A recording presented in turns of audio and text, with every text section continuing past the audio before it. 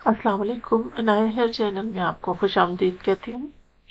नाज़रीन, आज जो तस्बीह आपके लिए लेकर आई हूँ वो है जो भी शख्स सुबह ये मलाइका की एक तस्बीह कर लेगा, तुलुए आफ्ताब के वक्त इसको पढ़ेगा, 100 मरतबा पढ़ेगा, तो उसको रिस्क बहुत ज़्यादा आएगा, कभी मफलूज और खाली नहीं रहेगा, उसे बेपनाह रिस्क मिलेगा।